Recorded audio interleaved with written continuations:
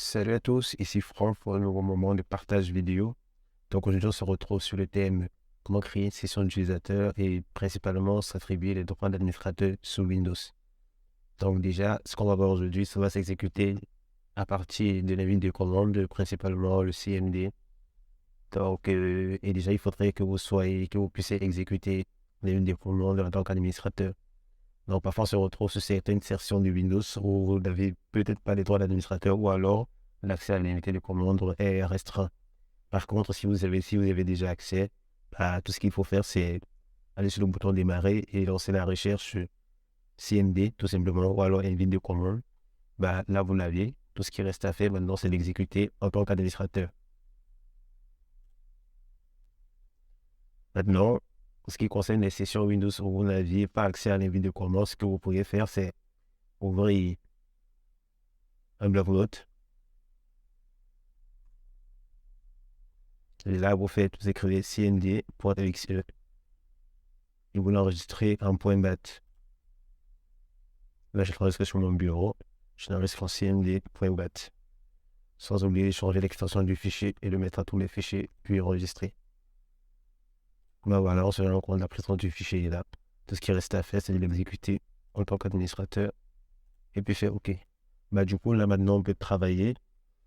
Donc, déjà, si au cours de l'exécution, vous rencontrez une erreur C, c'est-à-dire que vous n'avez pas réussi à l'exécuter les vidéos commandes en tant qu'administrateur.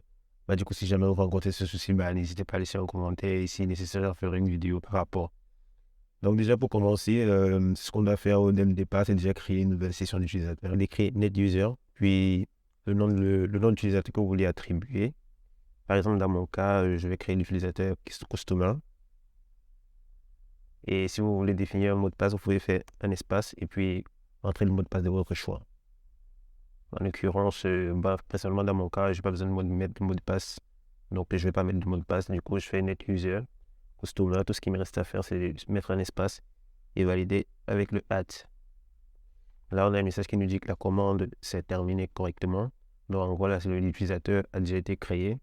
Maintenant, si je voudrais faire une vérification, juste pour voir si la session d'utilisateur a vraiment été créée, tout ce que j'ai à faire, c'est de faire la commande NetUser et valider. Voilà le utilisateur Customer qui a été créé. Donc, voilà. Du coup, maintenant, tout ce qu'il nous reste à faire, c'est de l'attribuer ou alors de supprimer. On a plusieurs choix. On pourrait supprimer le compte d'utilisateur ou alors l'attribuer des droits d'administrateur. Donc, principalement, dans notre cas, ce qui nous intéresse, c'est bien sûr l'attribution des droits d'administrateur. Donc, déjà, il faut savoir qu'à ce niveau, tout dépend exactement de la configuration de votre PC. Et du coup, ce qu'il faut faire de base, avant tout, c'est de faire un net local group, puis valider la touche entrée.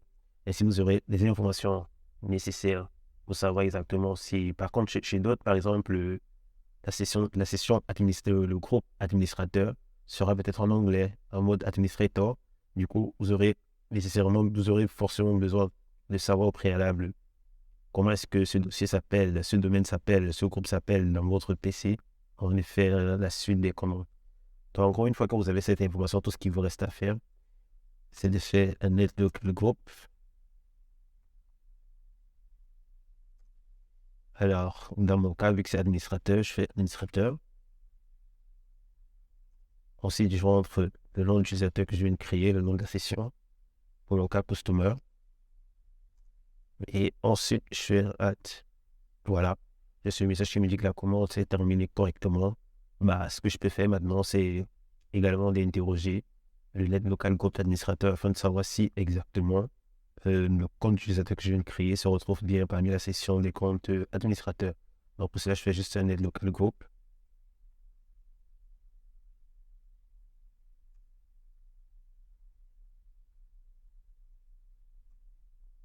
Voilà. On se rend compte bien que le compte utilisateur que je viens de créer, customer, il se trouve bien parmi la session, parmi le domaine des comptes administrateurs.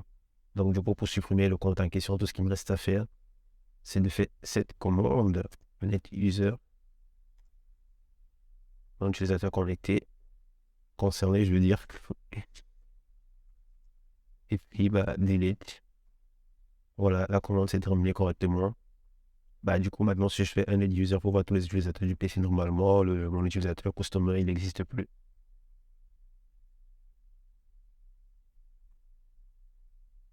Voilà, vous avez remarqué qu'il n'y a plus de customer à ce niveau. Donc, en gros, de façon globale, voilà, voilà à quoi exactement est-ce que vous pouviez vous y attendre. Franchement, ça m'a été plutôt utile. Donc, du coup, si jamais vous rencontrez des erreurs telles que erreur 5, c'est-à-dire que vous avez un souci de droit d'administrateur. Et au cas où vous y faisiez face, n'hésitez pas à laisser un commentaire et je vous ferai un petit tuto, une petite astuce pour pouvoir contrôler cela.